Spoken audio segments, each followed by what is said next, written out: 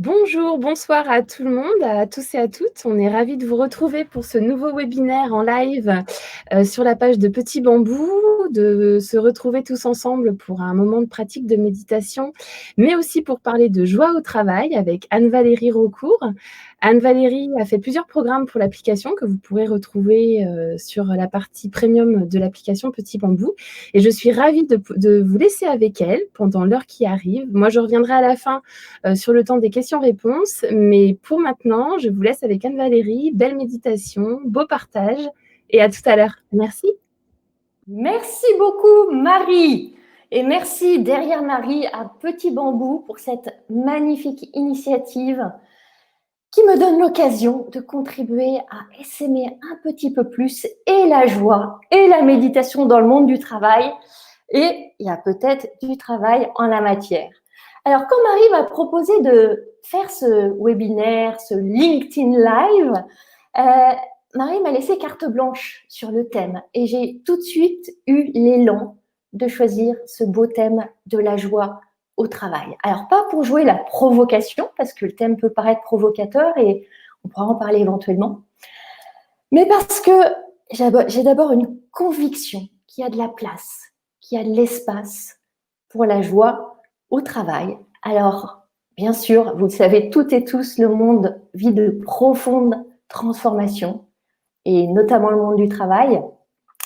Et selon les lunettes qu'on porte, on peut se dire que c'est super chouette ou penser que le monde part vraiment en cacahuète. Et la méditation qui va nous aider à cultiver la joie au travail est vraiment une approche très bénéfique, très fructueuse pour éviter la tentation de se pendre peut-être à l'espagnolette. Et outre ma conviction, j'ai envie de dire que la joie au travail, c'est ma passion. C'est ma passion, pourquoi? Parce que je l'avais perdue, j'en ai souffert. La méditation m'a profondément aidée à la retrouver, à renouer avec elle, parce qu'elle n'était pas bien loin en fait. Elle était là. Et j'en ai fait ma mission en fait. C'est vraiment ce qui m'anime de contribuer à transmettre plus de joie dans le monde du travail. Alors, dans ce live, qu'est-ce qu'on va vivre ensemble? On est pour une bonne heure ensemble à peu près. Je vais vous faire un petit topo, on va dire, sur la joie au travail. Je vais essayer de ne pas faire trop long parce que la méditation, c'est une pratique. La joie, ça se ressent. Donc, on va expérimenter. Je vais guider 2 pratiques de méditation pour vous. Et puis, à la fin, je garderai un temps pour vos questions. Donc, vous pouvez poser vos questions dans les commentaires sous la vidéo. J'ai la chance d'avoir Marie qui va m'aider pour récolter les questions, pour m'aider en ça. Et je vous répondrai, je garderai vraiment un temps précieux pour vous à la fin. Donc, n'hésitez pas à poser vos questions, soit pendant que l'on parle, peut-être pas pendant qu'on médite, ou à la fin, si c'est mieux pour vous. Alors, je vais basculer, si la technique est mon amie, sur voilà, ma présentation que j'ai préparée pour vous. Et nous allons ensemble explorer comment cultiver la joie au travail avec la méditation. Je vais commencer par rapidement me présenter. Alors, je suis Anne-Valérie Raucourt, je suis enseignante de méditation et coach en psychologie positive. Comme je vous l'ai dit, ce qui m'anime, c'est vraiment la joie au travail. Donc, j'interviens dans des entreprises pour des cycles de méditation, des formations, etc. Et l'autre partie de mon activité, c'est l'accompagnement des femmes, notamment les femmes en transition professionnelle qui ont perdu pour beaucoup la joie au travail et qui ont envie de raviver cette flamme. Donc, j'ai écrit un livre sur ce sujet qui me passionne et aussi créé un programme qui s'appelle Joie au travail pour Petit Bambou, qui était mon second programme puisque j'en ai aussi créé un autre qui s'appelle Travail au féminin. Voilà. On parle souvent de la méditation pour éradiquer le stress. Et moi, quand on dit ça, ça me stresse d'entendre ça. Et je préfère parler de la méditation pour raviver la flamme de la joie. Je trouve ça beaucoup plus enthousiasmant. Et plutôt que de vous en parler beaucoup tout de suite, je vous propose qu'on prenne déjà un temps de méditation.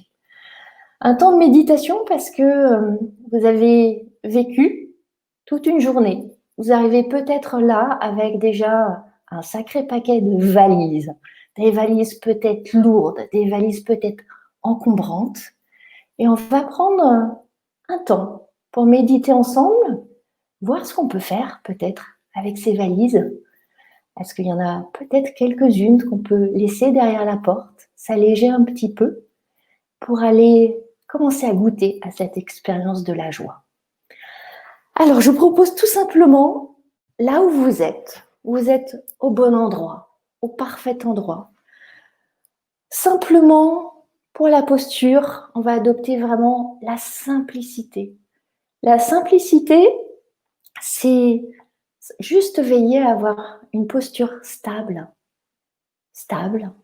une posture droite, une posture ouverte et une posture détendue autant que nous pouvons le faire. Et je vous propose de fermer les yeux si c'est confortable pour vous, de poser les deux mains sur les cuisses, de voir si les deux pieds sont bien posés, ancrés sur le sol, et d'apprécier ce temps, ce cadeau que vous vous faites, ce temps précieux où vous choisissez de couper toutes les distractions, toutes les sollicitations pour venir à la rencontre de tout ce qui est là en vous.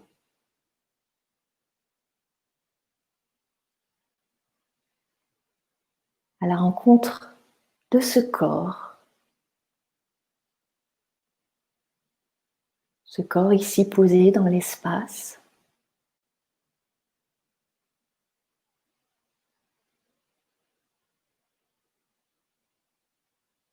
Ce corps qui peut-être porte quelques valises, peut-être un simple petit baluchon, une petite tension, une petite contracture, peut-être la valise ou la grosse malle d'une douleur quelque part, d'un nœud.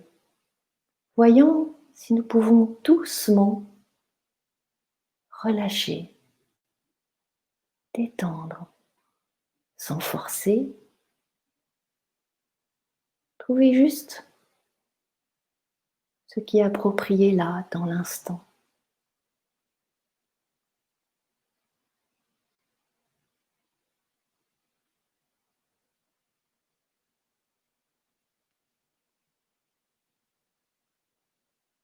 Et peut-être le souffle peut-il nous aider avec sa fluidité, sa douceur, sa tendresse,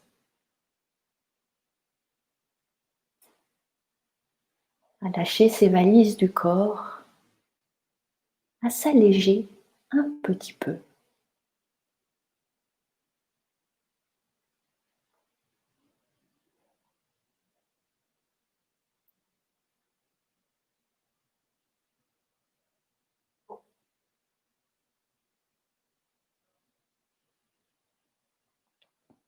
Et alors que nous cultivons cette présence au corps, peut-être observons-nous que l'esprit est agité, est confus, est encombré lui aussi de sacs à dos, de baluchons, de valises, peut-être de grosses malles, de pensées, de préoccupations, de tracas, d'angoisses.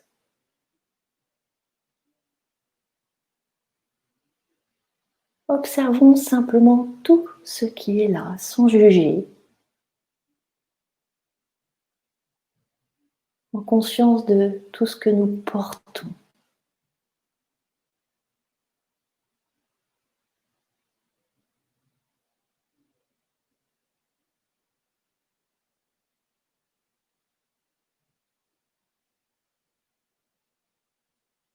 Et peut-être pouvons-nous, dans ces empilements de valises, en trouver une ou deux auxquelles nous nous cramponnons, nous nous attachons, comme des pensées que nous ruminons. Voyons si nous pouvons les lâcher, les laisser filer, les déposer derrière la porte.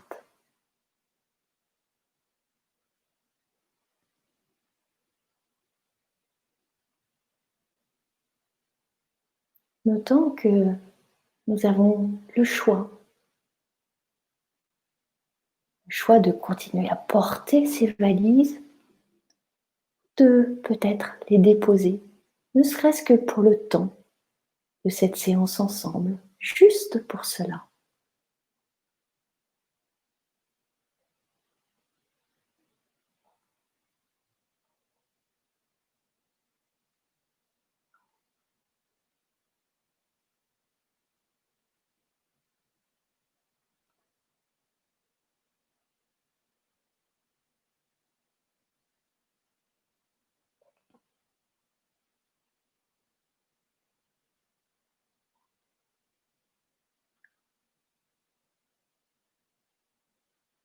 Et ainsi, nous veillons à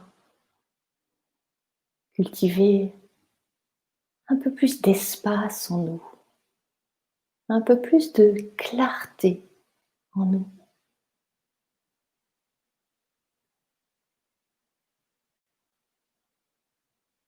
Un peu plus de lucidité en nous.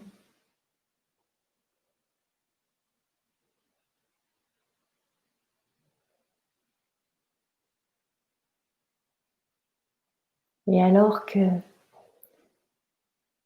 notre mental, parfois indompté, aime tant se focaliser sur ce qui ne va pas, sur ce que nous n'aimons pas, sur ce que nous ne contrôlons pas, si nous nous amusions avec curiosité à porter toute notre attention sur une chose de notre travail, un aspect qui est bon, qui est beau, qui est bien. Et si nous n'avons pas de travail, ça peut être tout simplement un aspect de cette journée ou d'un travail d'autrefois. Peu importe. Déposons toute notre attention sur une belle, une bonne chose de notre travail. Ça peut être un tout petit aspect, quelque chose de minime, de minuscule, peu importe. Notre attention est comme un projecteur qui va illuminer cela.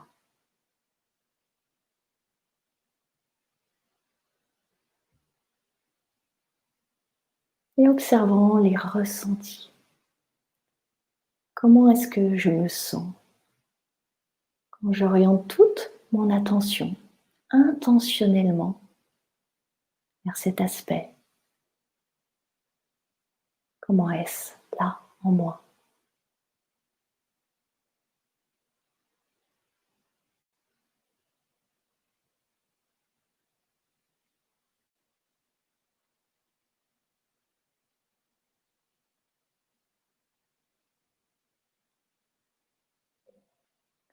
Et peut-être pouvons-nous activer l'énergie extraordinaire de la gratitude et ressentir de la gratitude pour cette chose, pour cet élément, pour cet aspect de notre travail ou de notre vie.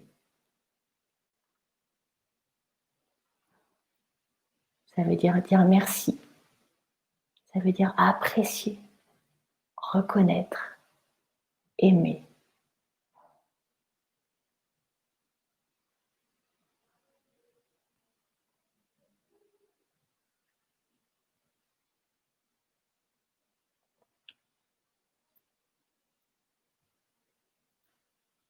Maintenant, je vais vous inviter à lâcher tout focus sur la gratitude, sur cet aspect, sur les valises, pour doucement revenir à la conscience du corps assis, du corps qui respire, de la joie toute simple d'être là en vie, d'être là ensemble.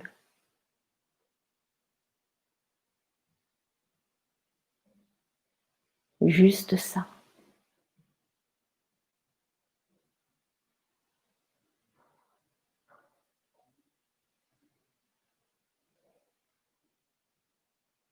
Et quand ce sera le bon moment pour vous, vous pourrez rouvrir les yeux, peut-être déposer un sourire, au moins un sourire intérieur, peut-être un sourire extérieur face à votre écran. Je ne vous vois pas, mais je ressens vos énergies. Voilà, un sourire sur cette expérience. Et il y a immensément de pouvoir dans la gratitude et dans le sourire. Je vais avancer maintenant. On a un peu moins de valises dans nos piles, peut-être, et on va avancer. Alors, j'ai une bonne et une mauvaise nouvelle pour vous. Je vais commencer par la mauvaise nouvelle. Il faut toujours mieux commencer par les mauvaises nouvelles. Dans votre quotidien professionnel, il y aura toujours des pépins. Le travail, c'est comme la vie. Il y a toujours des pépins. Et j'aime à dire que la vie, c'est 50-50. C'est 50% pépins et 50% pépites. Et les pépites, c'est la bonne nouvelle. Donc, c'est déjà bien de savoir ça pour abaisser le niveau des attentes, où on devrait être à 100% dans le bonheur, à 100% dans la joie. Il y a toujours des pépins, il y a toujours des pépites. Et on va voir comment la méditation nous aide à composer au mieux avec les pépins pour peut-être les alchimiser en pépites. Nous sommes en France. Et en France, nous avons une particularité. Nous aimons être pessimistes. Nous aimons être bougons. La France est toujours classée dans les tréfonds de tous les sondages, les enquêtes, etc., sur le bonheur, sur la satisfaction, que ce soit dans la vie, au travail, etc. Il y a plein de raisons pour ça. On est nostalgique d'une époque révolue, de Louis XIV, de Napoléon, de Gaulle ou autres, selon les uns et les autres. Et puis, une sorte de fierté, de snobisme, quelque part, à pas être joyeux au travail. Être grincheux, être pessimiste, être sérieux, ça veut dire qu'on est lucide, qu'on est réaliste, qu'on est rationnel, qu'on contrôle les choses. En revanche, être joyeux, être positif, être optimiste, ça serait être un peu naïf, un peu bisounours. Bref, mieux vaut cacher sa joie au travail. Et je vais vous montrer que c'est pas forcément le bon choix. Alors, la joie, c'est quoi? La joie, fondamentalement, c'est une émotion. Elle fait partie des émotions. Et si on prend simplement les 4 émotions primaires, la joie, la colère, la tristesse et la peur. Après, il y a plein de classifications des émotions. La joie est, curieusement, la seule émotion, entre guillemets, positive. Même si j'aime pas parler d'émotions positives, on va dire plutôt agréable. Après, elle se décline en plein d'autres émotions. La particularité de la joie, comme toutes les émotions, c'est que c'est une énergie. C'est une vibration dans le corps. La joie, elle a une vibration très forte. On voit comme ces enfants, on dit « je saute de joie, j'ai envie de danser de joie, j'exulte de joie ». Elle exprime quelque part une pulsion de vie. Et là, je vais faire très très rapidement, alors pas l'opposition, il n'y a pas d'opposition, mais la comparaison quelque part avec le bonheur, puisqu'on parle pas beaucoup de joie au travail, on parle plus souvent de bonheur au travail. Le bonheur, c'est un état de satisfaction complète, stable et durable. C'est globalement la définition du bonheur. Et le bonheur au travail, ou le bonheur dans la vie, ça devient très vite une quête, un Graal, quelque chose qui est inatteignable, qui sera pour demain, qui sera pour des lendemains plus heureux. On a du mal à concevoir le bonheur maintenant, c'est tellement quelque chose d'ultime quelque part. La joie, elle a quelque chose de plus simple, de plus palpable, de plus proche, de plus intime. Et elle exprime le besoin de partager, de communiquer. Elle nous donne de la motivation. Elle nous donne envie d'apprendre, de progresser. Il y a une énergie incroyable dans la joie. Alors, c'est bien joli de voir des enfants qui sont en joie, mais la joie, est-ce que c'est bien utile au travail? Parce que oui, c'est agréable d'être en joie. On a cette exubérance, ces sensations, ces vibrations. Mais ça va bien plus loin, plus profond que ça. Il y a une chercheuse américaine qui s'appelle Barbara Fredrickson, qui depuis, je pense, une trentaine d'années, consacre toutes ses recherches aux émotions positives.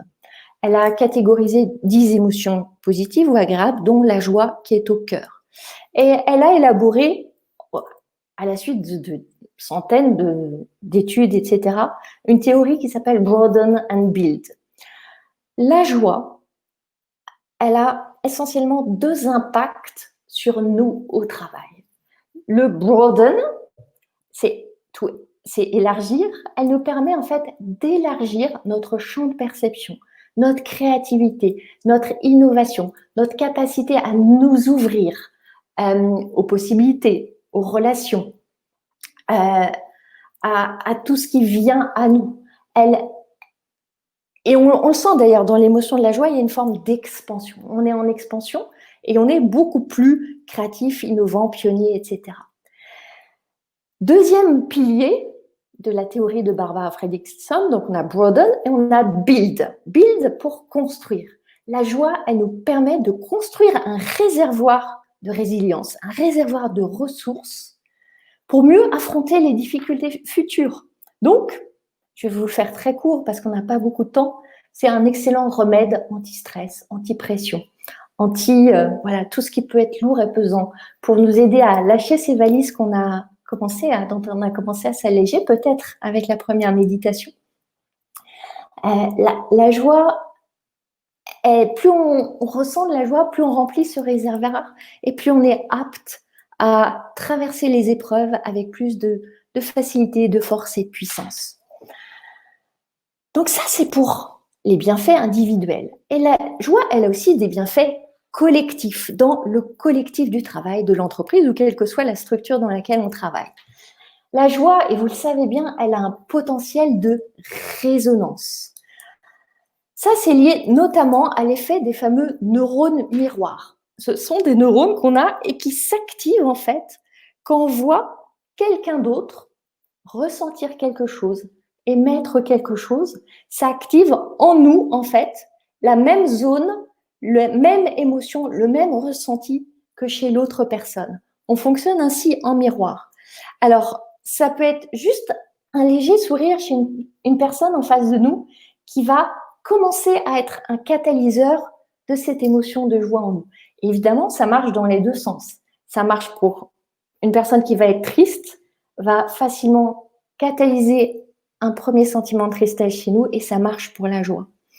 Donc, on a comme ça le pouvoir de créer une spirale ascendante de joie et vous savez très bien que dans une équipe, un environnement de travail, il suffit d'une personne joyeuse pour contaminer, il y a un effet de contamination et inversement, une personne bougonne pour aussi un peu plomber l'ambiance. Et la joie, elle a aussi ce pouvoir de favoriser les comportements prosociaux, ces comportements altruistes qui fait qu'on va spontanément avoir envie d'aider les autres, de soutenir, d'encourager. On va aller faire un petit tour par le cerveau. Voilà une IRM de mon cerveau prise il y a quelques années. Alors, je suis un peu prétentieuse en disant que c'était il y a quelques années parce que je pense que maintenant, j'ai toujours le petit hamster dans sa roue. Seulement, peut-être que la roue tourne un petit peu moins vite ou au moins quand elle commence à tourner, j'arrive mieux à ralentir le rythme. Nous avons dans le cerveau ce petit hamster qui produit, on va dire, des pensées. On produit entre 60 000 et 90 000 pensées par jour. 95%, voire plus, sont inconscientes. On n'a même pas conscience de toutes ces pensées. Et 90%, là je vous donne quelques chiffres pour ceux qui ont besoin un petit peu de nourriture rationnelle pour comprendre où on va. 90% ne sont que des répétitions, des histoires qu'on s'est racontées hier, avant-hier, etc. Bref, rien de nouveau sous le capot. La grande question, maintenant, on sait qu'on a toutes ces pensées qui sont inconscientes pour beaucoup, qui sont des répétitions pour beaucoup, et je vais vous dire un dernier élément très important, c'est que 80% de nos pensées sont négatives. Et je vais vous expliquer juste après pourquoi. Donc maintenant, la grande question, c'est qui commande là-dedans? Est-ce que c'est le hamster là qui agite les pensées? Ou est-ce que c'est le penseur des pensées? Est-ce que c'est vous? Est-ce que c'est moi? Est-ce que c'est nous qui sommes aux commandes? Qui est le pilote? J'ai pris une photo d'un tuk-tuk parce que j'adore ça. Qui commande? Qui est au volant? Est-ce que c'est vous avec votre conscience ou est-ce que c'est vos pensées qui vous mènent par le bout du nez? Et vous me voyez venir, on avance petit à petit, pas à pas, vers l'impact de la méditation. Parce que nous sommes en proie à des saboteurs de joie. Et là, je vais vous partager avec vous une position qui, à mes yeux, est très importante. On a tendance à dire, à accuser l'extérieur, à accuser le travail, à accuser le manager, à accuser l'environnement, à accuser tout ce qui nous arrive, l'augmentation qu'on n'a pas eue, le télétravail qui ne se passe pas comme on voudrait, les masques qu'il faut porter, etc., la clim qui ne fonctionne pas pour pas circuler le virus. Il se passe plein de choses. Et on se dit, je ne peux pas être en joie à cause de tout ça. Et si on regardait d'abord ce qui se passe à l'intérieur? Et notre cerveau nous joue des tours. On a plein de biais, en fait, de notre cerveau qui nous joue des tours quand on a envie vraiment de se connecter à la joie. Et la méditation va vraiment nous aider à aller déjouer ces petits saboteurs. Je vous en donne juste deux. Le premier, c'est l'habituation hédoniste. Là, je vous présente, on va l'appeler Gérard. Il a gagné 12 millions d'euros au loto. Il est extrêmement content avec son épouse, qu'on va appeler Corinne. Gérard et Corinne sont enthousiastes. C'est le plus beau jour de leur vie. Eh bien, toutes les études nous montrent que dans un an, Gérard et Corinne, il y a de grandes chances qu'ils aient retrouvé leur niveau de bonheur d'avant avoir joué au loto et gagné. On s'habitue à tout. Et quand on commence un nouveau travail, au début, on est tout feu, tout flamme, tout est beau, tout est nouveau, on apprend, on découvre, etc. Il y a plein de choses qui nous semblent extraordinaires. Et puis, au bout de quelques semaines, quelques mois, on s'est habitué.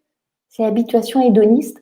On n'a plus la conscience, on n'a plus l'attention, on n'a plus la présence à tout ce qui nous avait procuré tant de joie, qui est encore là, mais on est comme immunisé. Deuxième biais du cerveau, le biais de négativité. Notre cerveau, il va s'accrocher, comme du velcro, photo de gauche, sur tout ce qui va pas bien, tout ce qui est un danger, tout ce qui est un risque, tout ce qui est perçu comme un danger ou perçu comme un risque. En revanche, il va glisser comme du Tefal sur tout ce qui est potentiellement joyeux, agréable, plaisant, enthousiasmant. Ça glisse. Pourquoi? Parce que notre cerveau primitif, il est câblé pour nous protéger des dangers. Et heureusement, c'est pour ça qu'on est là ensemble maintenant. Mais malheureusement, aujourd'hui, ça ne nous sert pas beaucoup. Les vrais dangers pour notre survie, on n'en a pas tant que ça. Alors là, on a le virus, on a plein de moyens de se protéger néanmoins, mais on n'a plus beaucoup de chance de rencontrer un lion à dents de sabre au détour de la rue ou une tribu ennemie qui va nous égorger dans le métro. C'est assez rare et notre cerveau, il n'a pas compris ça. Donc, il va tout interpréter comme « oulala, risque, danger, catastrophe » et orientons toute notre attention sur ce qui ne va pas bien. D'où le fait de ce 80% spontané de pensées négatives. Maintenant que je vous ai dit tout ça, comment développer la joie? Et oui, même au travail, surtout au travail qui doit être, à mes yeux, un espace de joie avec la méditation.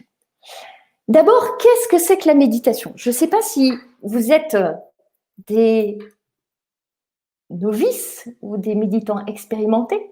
On est tous de toute façon sur le chemin, il n'y a pas de niveau, il n'y a pas de compétition et ça c'est génial, il n'y a rien à atteindre. Et la méditation, c'est un entraînement de l'attention. Un entraînement de l'attention à être au présent, intentionnellement et sans jugement. Et j'aime beaucoup cette image de la boule à neige où dans le quotidien de nos journées, on a l'esprit tout agité, on voit plus, on est dans les tracas, les soucis, l'angoisse, l'anxiété, et ça s'agite et on voit plus rien, on a du mal à prendre nos décisions, et on médite, hop, on s'arrête. Dans cette stabilité, on retrouve de la sérénité, de l'efficacité. Dans cette clarté, on a plus de capacité de discernement. Et dans cet espace plus large, on peut peut-être accueillir davantage des émotions comme la joie qui sont là et qui peut-être n'ont pas la place de s'exprimer quand il y a trop d'angoisse, d'anxiété, quand on est accroché à toutes nos valises. La joie, en fait, elle est toujours là. C'est vraiment une condition intérieure. J'ai presque envie de dire c'est un droit de naissance. C'est une émotion comme une autre et nous sommes toutes et tous équipés de la joie. Seulement, c'est un muscle à travailler dans un espace à recréer. Cette joie de l'enfant qui s'émerveille, qui s'amuse d'un rien, on peut en fait à tout moment la reconnecter. Cette joie de vivre, elle ne demande qu'à revivre. En fait, la joie, ce que je trouve qui est une très bonne nouvelle, c'est qu'on ne peut pas perdre la joie. On ne peut pas la perdre. On peut seulement perdre parfois la capacité à la ressentir, mais on peut toujours réactiver cette capacité. Et la méditation est très, très, très précieuse pour cela. Dans mon livre, j'évoque 10 attitudes que l'on cultive grâce à la méditation pour renouer avec cette joie, pour raviver cette flamme. Et là, je vais juste vous en partager rapidement 3. La première, c'est la présence. C'est le socle de la méditation de pleine conscience. La présence à la joie. Et j'ai écrit « Ouvrez les yeux ». Et je pourrais dire « Ouvrez tous vos sens ». On vit tellement dans nos têtes, dans ce monde du travail, on oublie de descendre dans nos corps et dans nos cœurs, là où s'expérimente la joie. La joie, c'est pas quelque chose de mental, c'est quelque chose de corporel, de physique, comme une énergie qui vient du cœur. Et dans la méditation, en fait, on utilise quelque part un outil qui s'appelle l'attention. L'attention, c'est comme un projecteur. Un projecteur qu'on va apprendre à orienter vers peut-être cet espace où se niche la joie. Et un projecteur qui non seulement éclaire, mais en plus qui va pouvoir aspirer pour nous aider à vivre pleinement sur cette expérience dont on va avoir vraiment conscience. Et on va se créer comme ça une mémoire, une empreinte, un trésor de joie qu'on peut réactiver à tout moment. Ça, c'est la toute première qualité qu'on cultive avec la méditation pour contribuer à cultiver cette joie. Deuxième, la bienveillance. La bienveillance, c'est une des 2 ailes de la méditation. Parfois, on utilise cette image de la méditation qui est comme un oiseau avec 2 ailes. Il y a l'aile de l'attention et il y a l'aile de la bienveillance. Et souvent, on oublie cette aile-là de la bienveillance. Et si on oublie cette aile, on a un oiseau qui va être bancal et qui ne va pas bien pouvoir voler, en fait. Il manque cette dimension essentielle et fondamentale. Alors, quand on parle de bienveillance au travail, je vous entends. Ça peut sonner comme un oxymore, comme quelque chose de faux, de paradoxal, de contradictoire, peut-être d'inentendable pour certains. Et c'est vrai qu'il y a une espèce de mode, de tendance, de le management bienveillant, le leadership bienveillant, etc. Il est important de revenir à la source. Qu'est-ce que c'est la bienveillance? Ça vient du latin benevolens, vouloir le bien. C'est vouloir le bien de l'autre. C'est pas de la complaisance. C'est pas de la négligence, c'est pas bisounours. ça peut passer par l'exigence, ça peut passer par de la fermeté. Comme quand on a des enfants, qu'on est profondément bienveillant pour eux, et par moments on est ferme, on est exigeant parce qu'on sait que c'est ce qui va dans le sens de leur croissance, de leur épanouissement, de leur évolution.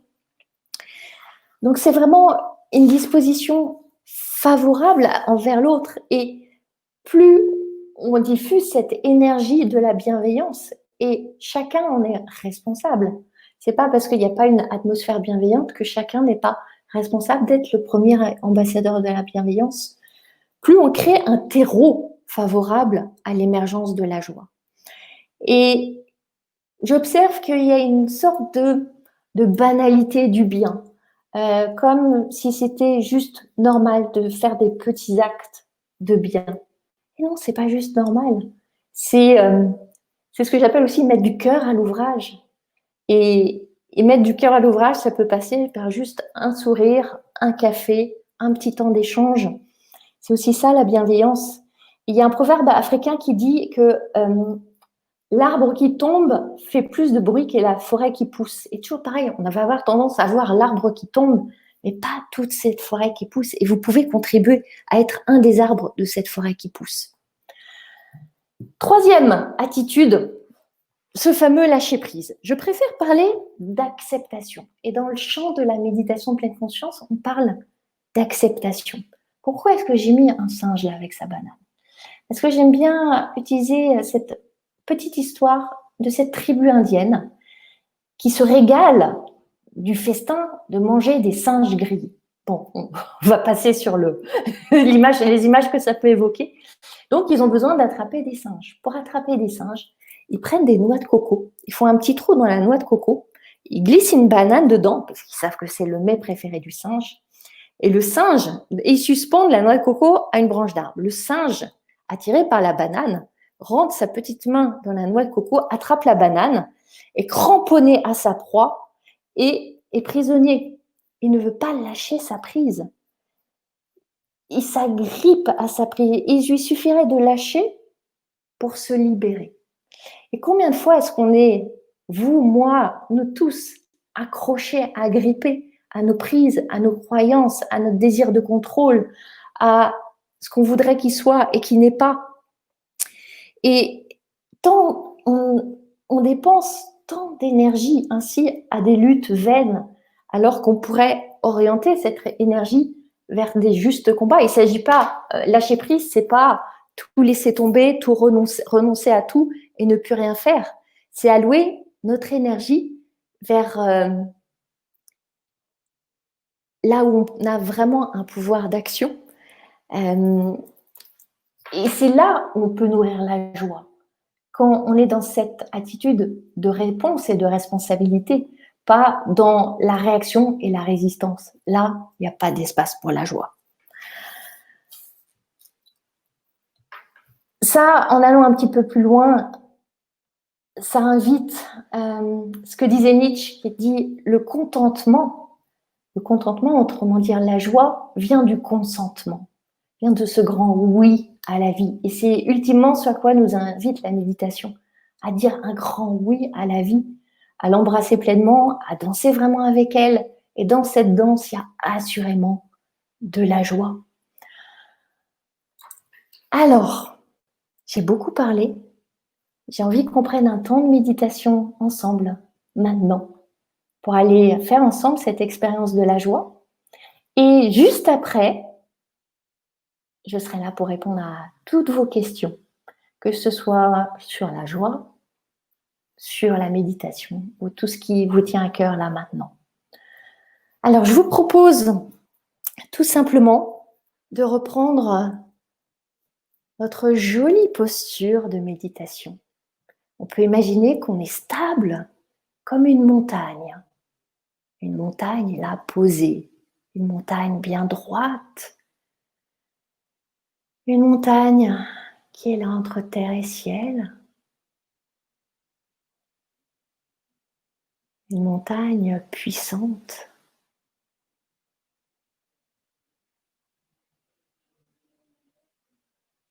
Une montagne bien ancrée. Et vous allez descendre au cœur de cette montagne. Descendre en vous.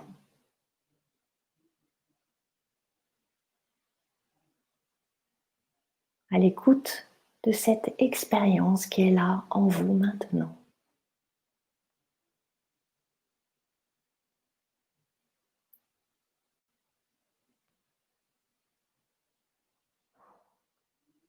Peut-être le souffle peut-il vous aider à tendre cette oreille intérieure.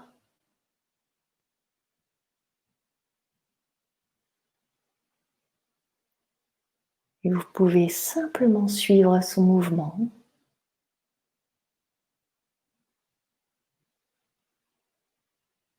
Suivre tranquillement l'inspire et suivre tranquillement l'expire.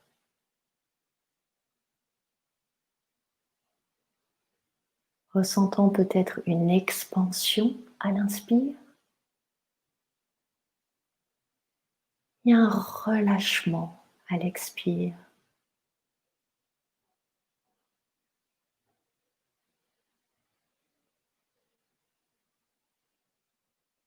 Au plus près des sensations. Sensations peut-être plus présentes dans les narines, peut-être au passage de l'air dans la gorge, ou peut-être en sentant les poumons qui se gonflent et se dégonflent.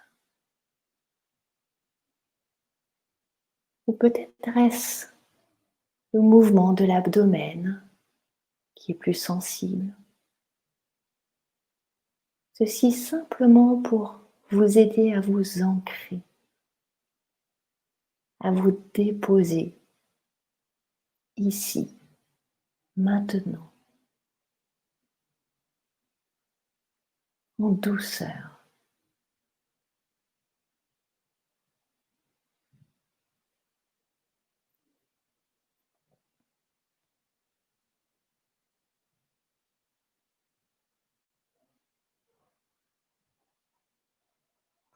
Et dans ce temps d'écoute intérieure, peut-être y a-t-il des parties du corps avec de la douleur. Peut-être y a-t-il des pensées qui s'imposent. Peut-être y a-t-il de l'agitation dans l'esprit. Peut-être y a-t-il des émotions désagréables, lourdes.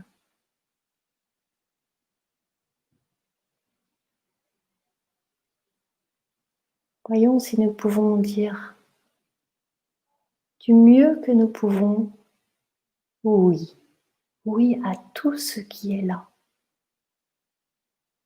Peut-être est-ce un petit oui timide, ou peut-être est-ce un grand oui franc qui embrasse tout.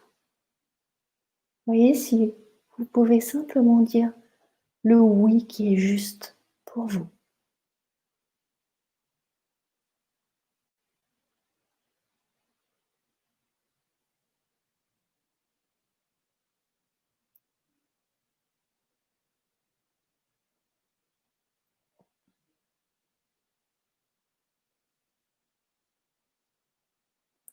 Et maintenant, je vais vous inviter à ramener sur l'avant-scène de votre esprit une expérience de joie au travail. Peut-être est-ce une expérience toute récente, une expérience ancienne. Cela peut être une petite joie, un temps de partage avec un collègue, le premier café du matin, la vue sur le ciel, peut-être un challenge réussi, une promotion obtenue, un projet fabuleux. Prenez quelques instants pour choisir un moment de joie, en veillant à ressentir cette joie. Confiance que la mémoire de la joie est là.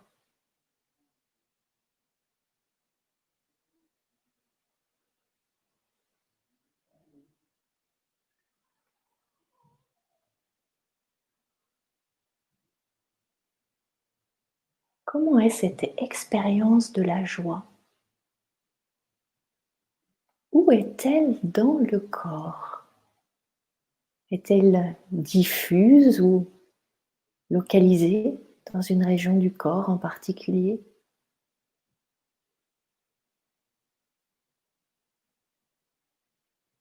Qu'est-ce qu'elle provoque comme sensation?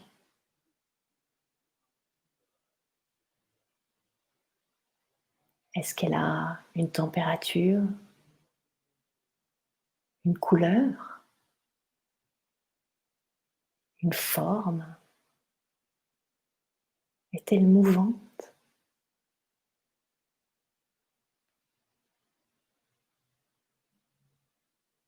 Déposant toute votre attention sur cette expérience de la joie. Et si peut-être des pensées vous emportent, c'est normal. Et dès que vous en prenez conscience, vous revenez tranquillement, avec douceur et fermeté sur l'expérience de la joie, sur les ressentis, sur cette sensation corporelle.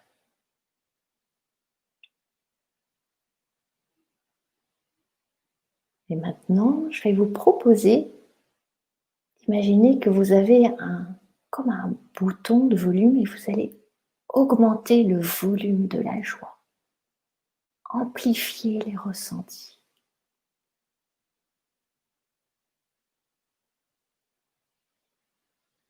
Comme vous êtes sur la fréquence de radio joie et vous montez le son. Comment est-ce?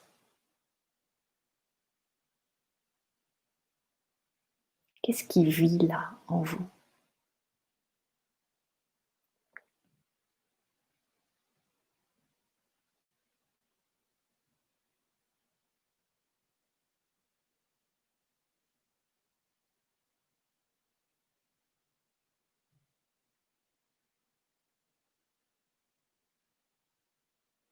À tout moment, vous pouvez, en conscience, vivre cette expérience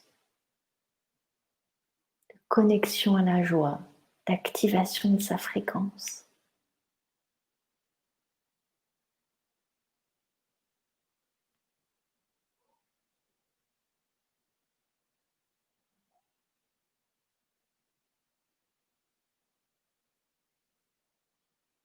Tout en laissant cette joie être présente, se diffuser, irriguer chacune de vos cellules. Je vous invite maintenant à vous rétablir dans la conscience du corps. Du corps peut-être assis, les deux pieds ancrés sur le sol, les mains posées sur les cuisses, la lumière qui filtre à travers les paupières, le corps qui respire, le corps qui est respiré par la vie.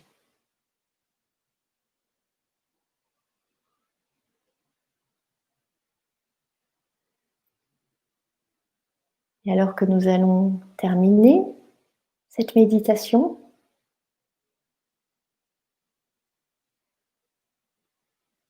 je vous propose de cultiver cette subtile présence et peut-être de nourrir encore cette fréquence de la joie, sachant que vous êtes le maître à bord, le maître du bouton de volume que vous pouvez augmenter ou diminuer. à volonté.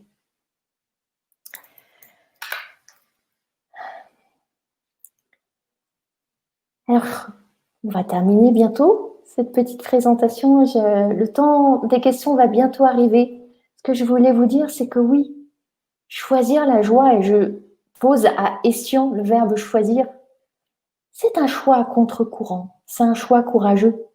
Comme je vous le disais, on est plutôt dans une loi du pessimisme ambiant et c'est un choix qui nécessite un brin d'audace.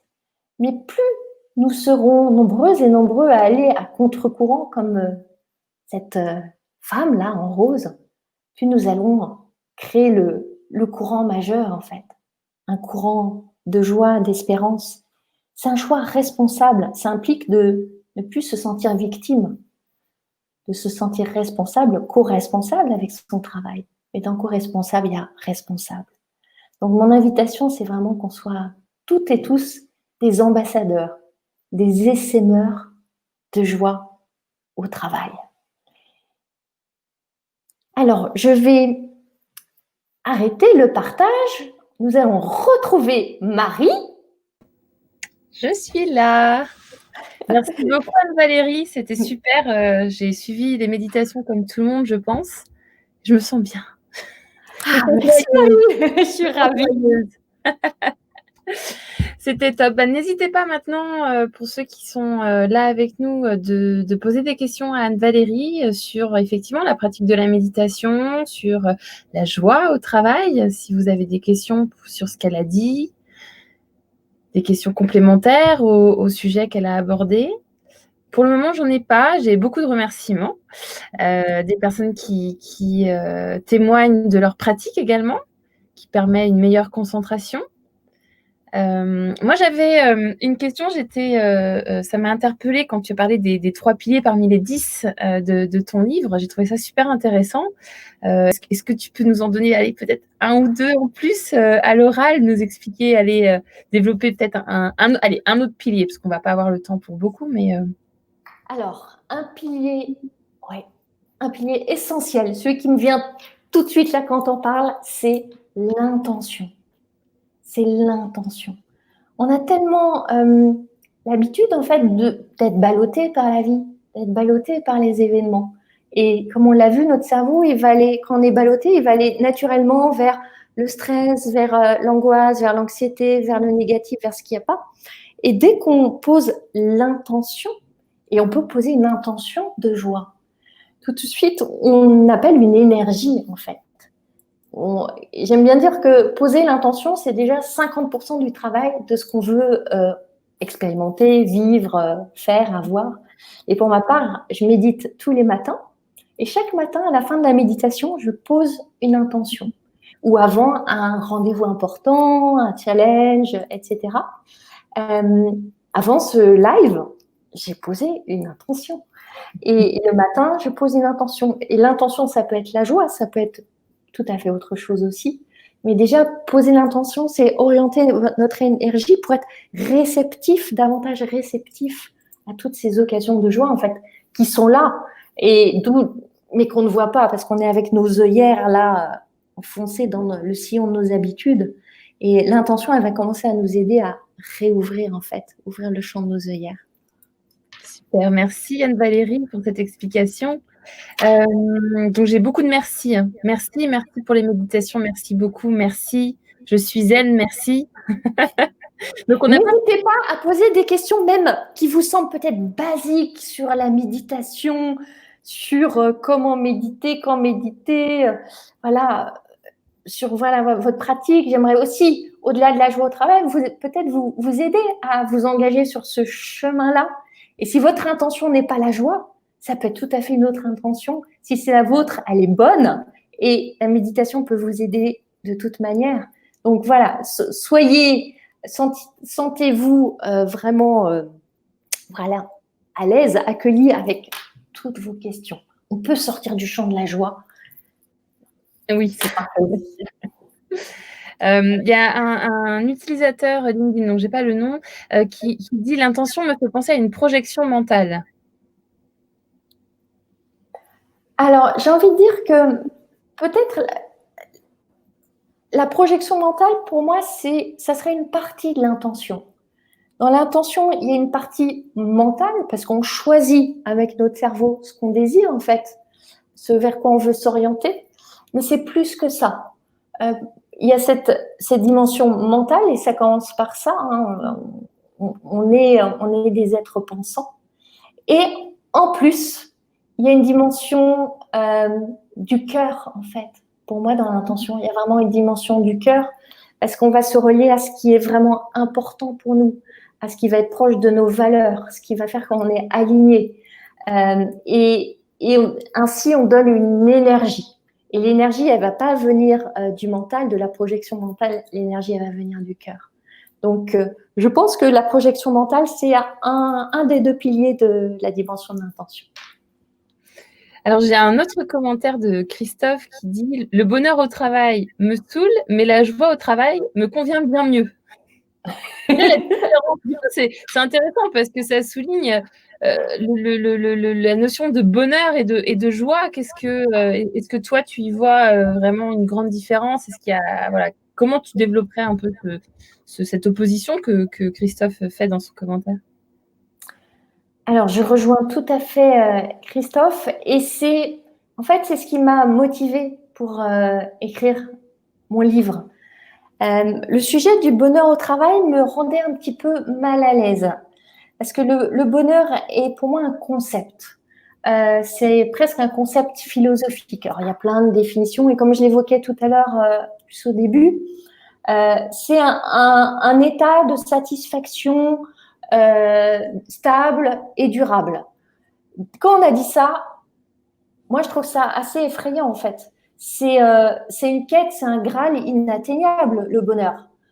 L'état de satisfaction stable et durable, si on est un peu lucide, on sait bien que c'est pas possible. Et du coup, c'est très décourageant. On n'a même plus envie. Et évidemment, je rentre pas du tout dans. Il y a eu en fin 2018 une grande vague du happy bashing, de beaucoup de critiques autour du bonheur au travail, avec un peu les clichés du baby-foot et de la plante verte, etc. C'était très excessif. Mais ce que j'entends derrière, c'est qu'en effet, on a donné aux collaborateurs l'espoir qu'on allait leur donner du bonheur clé en main, du bonheur tout fait, du bonheur sur l'étagère. C'est pas si simple que ça. Le bonheur, c'est complexe quelque part.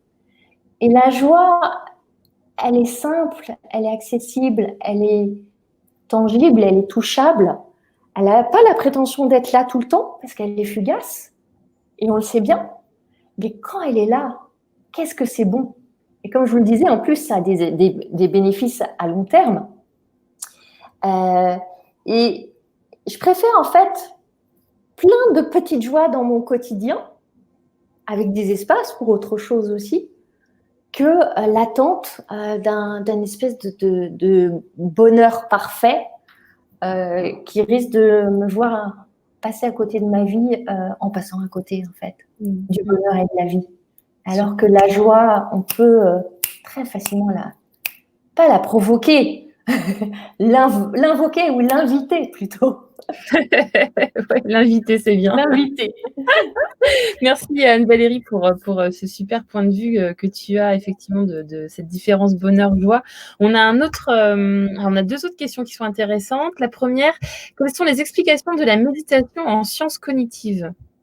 Donc j'imagine plutôt la partie neurosciences, l'impact de la méditation sur le cerveau, et donc du coup ce qu'on en sort aujourd'hui d'un point de vue scientifique.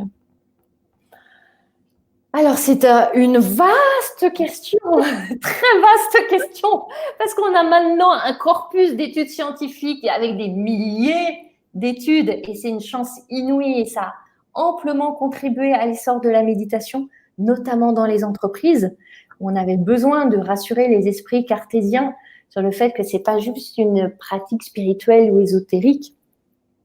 Et ce qui est le socle de tout ça, qui est extraordinaire, c'est qu'on sait maintenant que le cerveau a la capacité de se remodeler, ce qu'on appelle la neuroplasticité du cerveau. Et jusqu'à il n'y a pas si longtemps que ça, en fait. On croyait que En gros, passé une vingtaine d'années, on était déjà dans la décrépitude assurée.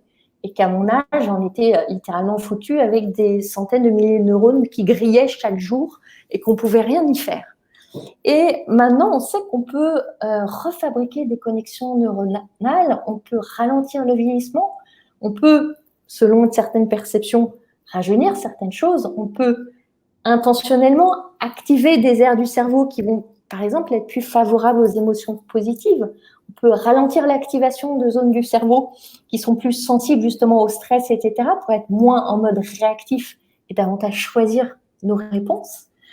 Et en fait, on peut, comme ça, modifier, refaçonner, remodeler l'essentiel des aires du cerveau. Et la méditation est une approche profonde et douce. Pour ça, on n'a pas à passer par le bistouri. Et c'est extraordinaire. Après, je ne peux pas rentrer dans le champ de toutes les études parce que, et je ne les connais absolument pas toutes d'ailleurs. Mais voilà, l'idée fondamentale, c'est la neuroplasticité du cerveau. Et il n'y a pas besoin de méditer 3 heures par jour pendant 10 ans pour voir des effets. Et ça aussi, je veux le dire, il suffit de quelques semaines et des courtes méditations. On peut déjà observer à l'IRM des modifications du cerveau. Ça, c'est pour aussi adoucir le côté un peu radical où parfois on dit qu'il faut absolument que vous méditiez pendant au moins 3 mois, 1 heure par jour. C'est décourageant en fait. C'est comme si on vous dit que pour perdre du poids, il faut tout supprimer. À coup sûr, vous allez arrêter au bout de quelques jours. Je vois beaucoup de personnes qui malheureusement arrêtent leur chemin de méditation parce qu'elles se sont mis des objectifs trop élevés. C'est pas un nouveau challenge, heureusement. Et moi, j'invite toutes les personnes que j'accompagne, je les invite plutôt à commencer avec douceur, avec respect pour leur rythme et avec la confiance que assez vite, en fait, vous sentez des bénéfices. Vous sentez cette petite touche de parfum que vous vous mettez le matin si vous méditez le matin. Et ce qui est magnifique, c'est vite aussi, on va vous dire « Ah, tu as changé quelque chose, tu es moins en colère, tu sens plus paisible. » Et ça, waouh, c'est génial. Et ça peut venir assez vite, en fait, ces petits feedbacks-là, qui, naturellement, vont te donner envie, en fait, peut-être de pratiquer plus régulièrement, plus longtemps, etc. Super, merci Anne-Valérie. Et du coup, c'est bien parce que ça rebondit sur une autre question qui est le côté plutôt pratico-pratique de la méditation, Oui. de Julie qui demande une idée de mantra, d'astuce simple pour ramener de la joie lorsque le climat de travail est plutôt vers la morosité. Donc, peut-être dans la journée, des moments où d'un point de vue pratico-pratique et peut-être informel, pas forcément se poser, méditer, etc., mais comment on peut, une fois qu'on a instauré un temps de méditation comme ça dans sa vie, et que tu l'as dit, il n'y a pas besoin de beaucoup de temps dans la durée de la méditation, mais comment on peut avoir des pratiques informelles qu'on peut venir injecter dans sa vie quotidienne? J'ai tout de suite envie de partager pour moi la super baguette magique activatrice de joie, c'est la gratitude. C'est la gratitude. La gratitude, c'est vraiment une orientation de l'esprit, une ouverture ou une réouverture vers tout ce qui est déjà là et qui est beau, qui est magnifique, qui est bon, qui est délicieux, qui est bien, qui est excellent. Et j'évoquais l'habituation hédoniste, on ne le voit plus en fait. On ne voit plus. Et la gratitude, c'est réapprendre à apprécier, à savourer, à honorer toutes ces petites choses. Et dans le quotidien de travail, vous pouvez jouer à vous dire pendant une journée, je vais intentionnellement porter mon attention vers tout mon environnement en fait. Je vais essayer de capter tout ce pourquoi je pourrais ressentir de la gratitude. Et ça peut être aussi bête que la machine à café qui marche, que l'ascenseur qui marche, que la fenêtre vers l'extérieur, que la chaise confortable sur laquelle je peux m'asseoir, que ce joli papier peint derrière moi. C'est 1000 petites choses, en fait, si on commence à y prêter attention.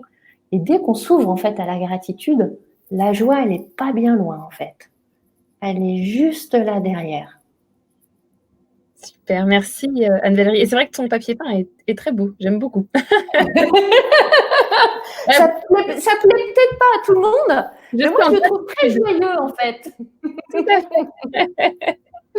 Eh bien, écoute, je crois que pour j'ai plus de questions. Bon, j'ai effectivement une personne qui remercie pour ce live très intéressant, qui trouve que pour sa part, c'est important d'avoir de la joie dans son travail, mais que malheureusement, parfois, on est rattrapé par des tâches quotidiennes qui sont peut-être un peu lourdes et puis des choses néfastes qu'il peut avoir autour de nous. Mais elle reste motivée puisqu'elle nous dit qu'elle continue sa méditation et que ça l'aide beaucoup. Donc continuez, Stéphane. Bravo pour la persévérance et aussi une des magnifiques qualités à cultiver, qu'on cultive dans la méditation et qui nous aide aussi à arroser des graines de joie qui sont là en nous et qui ont juste besoin de notre attention en fait. La persévérance est une des belles qualités de la méditation. Ouais. Bah, écoute, je te propose, parce qu'on est à 1h05 maintenant du direct, on a plus de questions. On a un dernier commentaire sur ton papier peint. Cette personne, c'était ton fond d'écran. Non, c'est un papier peint. Je vous le confirme avec des joyeux poissons jaunes. Je voulais déjà te remercier, Anne-Valérie, pour ta présence, ton partage et ton regard sur cette belle émotion qui est la joie dans le cadre de notre vie et de notre vie professionnelle. Je remercie tout le monde, toutes les personnes qui ont suivi le live et qui ont commenté. Bien évidemment, oui, le live sera disponible en replay sur le LinkedIn une fois que nous aurons coupé. Donc, n'hésitez pas à partager, à le revoir, à le transférer à vos collègues, à vos managers, à votre direction, à le partager. Anne-Valérie, est-ce que tu veux faire un petit mot de fin? Alors oui, Marie, oui, tous essaimer. Soyez des essaimeurs ambassadeurs de joie. Et voilà, mon invitation, c'est, si vous le sentez, si vous avez envie, demain matin, avant de commencer votre journée, que ce soit une journée de travail ou pas travail, ou télétravail, ou quelle que soit la forme, peut-être d'expérimenter, de poser l'intention de la joie, juste pour voir, pour jouer avec, et pour peut-être expérimenter j'ai envie de dire là, cette grâce. C'est un peu une grâce, la joie, parce que elle arrive comme ça, par surprise, pour expérimenter cette grâce qui nous permet de traverser cette vie qui est parfois un peu sauvage, on le sait en ce moment, qui est un peu mystérieuse aussi, mais qui est tellement précieuse. Et la joie comme compagne de route, c'est une sacrée campagne. Donc, expérimentez l'intention et n'hésitez pas à revenir dans les commentaires après, peut-être demain ou dans les prochains jours, partagez votre expérience. Et merci pour votre présence, parce que ce live est ce qu'il est aussi grâce à toutes vos énergies. Et merci à toi, Marie, parce que c'est précieux pour un live de ne pas être seule à gérer les commentaires, les trucs qui ne marchent pas, etc. Et merci à Petit Bambou pour ces initiatives, parce que le monde du travail en a besoin. Et vous faites beaucoup, beaucoup, beaucoup. Moi, c'est vraiment une joie pour moi de faire des choses avec vous. Donc, merci à toi, Marie, et au vieux petit bonhomme sage de Petit Bambou. Je lui transmettrai. Merci beaucoup, Anne-Valérie. Bonne soirée à tous et je vous donne rendez-vous la semaine prochaine, jeudi 9 de 13h à 14h pour un nouveau live avec Sébastien Henry sur la créativité. Donc, vous aurez toutes les infos sur LinkedIn prochainement. Merci, Anne-Valérie. Bonne soirée. À bientôt. Bonne soirée.